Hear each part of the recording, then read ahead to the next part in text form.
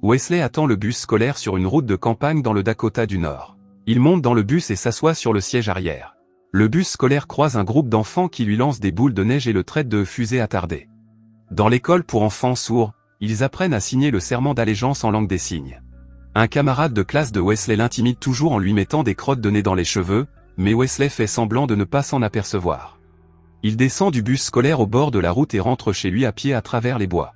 Ils vivent dans une petite communauté. Pendant le dîner familial, Gail, la mère de Wesley, lit l'avis de défaut de paiement de l'hypothèque. Elle demande aux enfants ce qu'ils veulent pour le dîner. Amber, la sœur de Wesley, dit qu'elle veut un crocodile pour le dessert. Après le dîner, Wesley joue aux dames avec sa mère et la bête, mais sa mère semble le laisser gagner pour motiver Wesley. Le lendemain, sur le chemin de l'école, Wesley remarque un énorme barrage routier. Il y a de nombreuses voitures de police et une ambulance près du bâtiment. Lorsqu'il rentre de l'école, sa mère lui annonce que son père Ronnie est rentré à la maison après une longue absence. Wesley est un peu réticent lorsque son père lui demande de le serrer dans ses bras.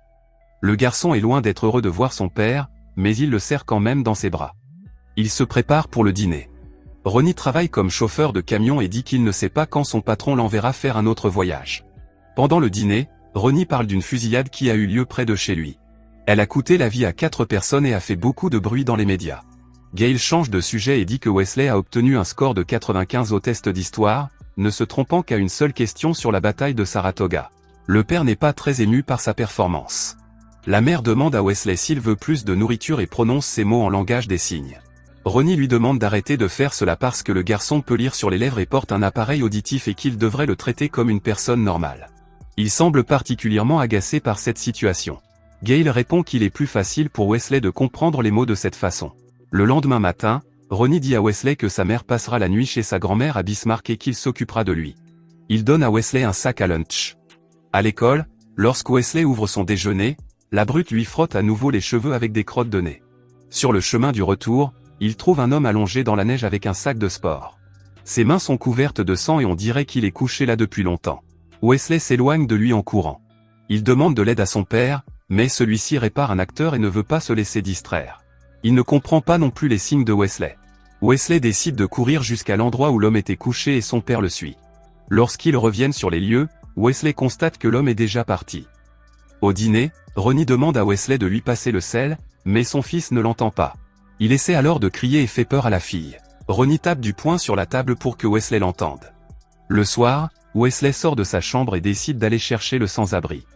Avant de partir, il regarde son père dormir devant la télévision. En cherchant près de l'endroit où il a vu l'homme pour la première fois, il le trouve enfin.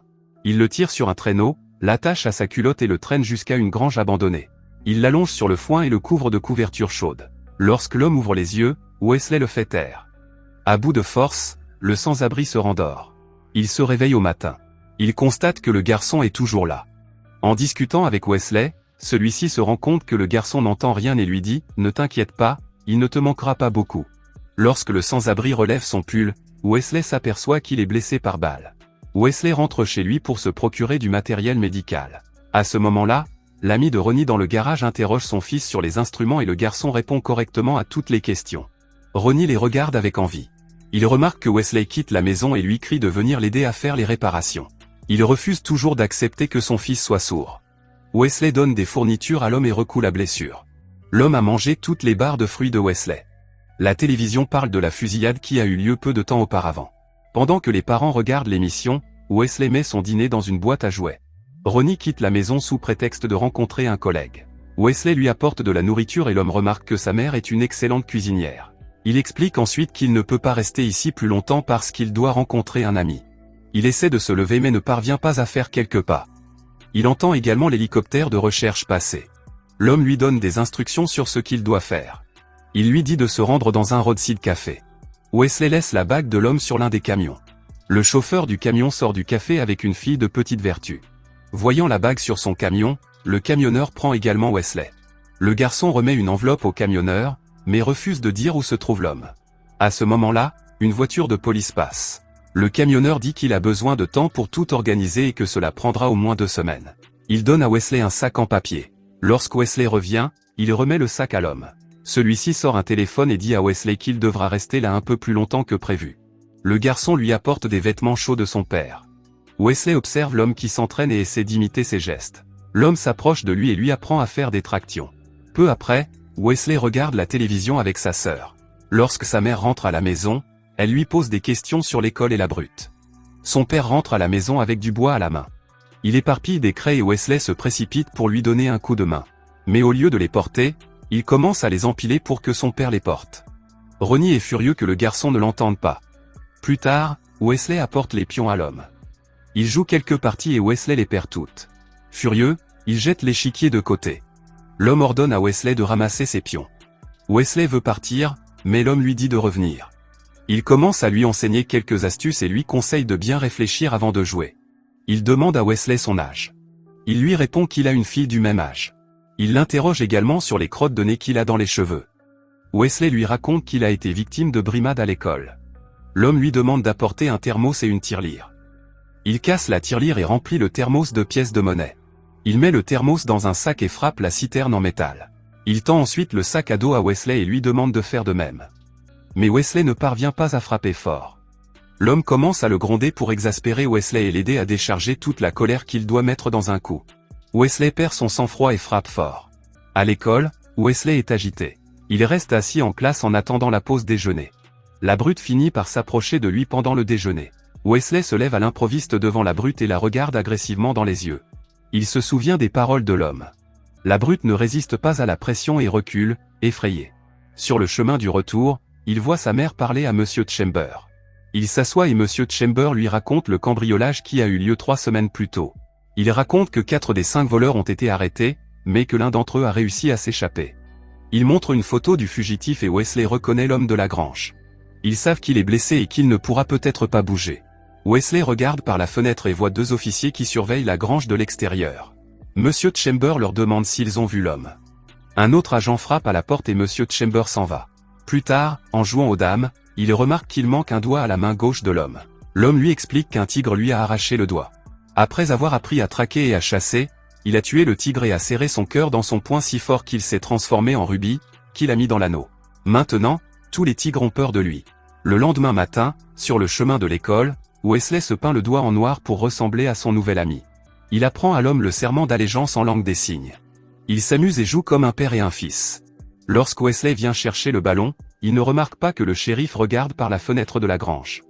L'homme l'attrape, lui couvre la bouche et sort un pistolet, mais le shérif s'en va.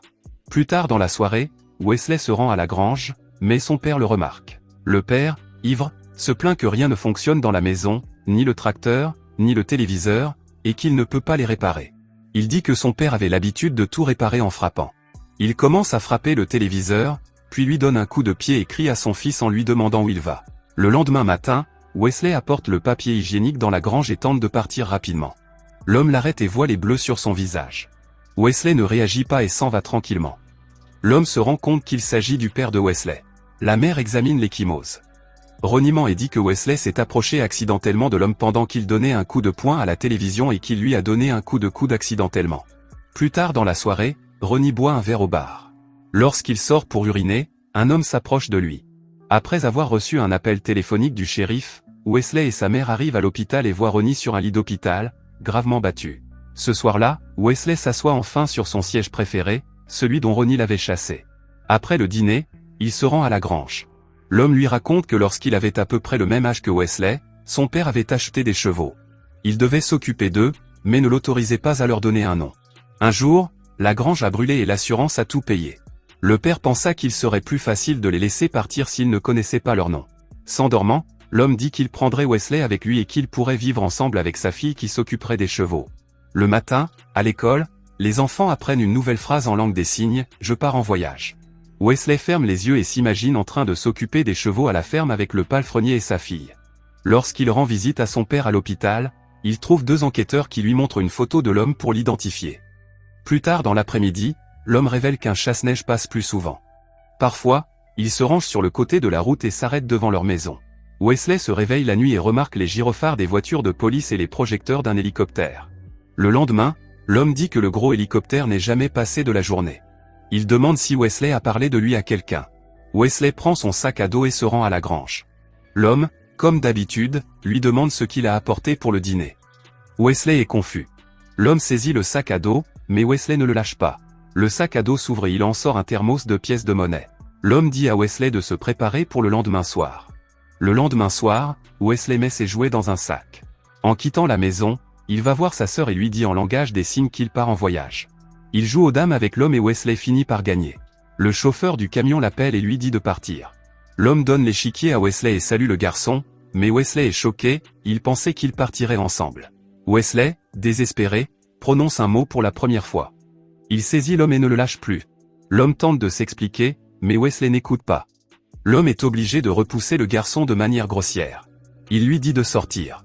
Wesley sort de la grange en courant, un policier l'attrape et Wesley laisse tomber l'échiquier. Assis dans une voiture de police, le garçon regarde Monsieur Chambers ordonner l'assaut. Wesley remarque le chauffeur du camion dans une autre voiture de police. L'homme commence à tirer et il le tue. Wesley essaie de crier de douleur, mais ne parvient pas à émettre un son. Le lendemain, il trouve un échiquier rempli d'argent près de la grange. Sur cet échiquier se trouve la bague de l'homme. Lorsqu'il rentre chez lui, il voit son père. Wesley n'a plus peur de lui. Il s'approche avec condescendance de l'homme malheureux et en colère et le serre dans ses bras. Wesley va dans sa chambre. Il s'assoit dans son lit et met la bague à son doigt. Si vous avez aimé la vidéo et que vous souhaitez aider la chaîne à grandir, laissez un like, un commentaire et abonnez-vous.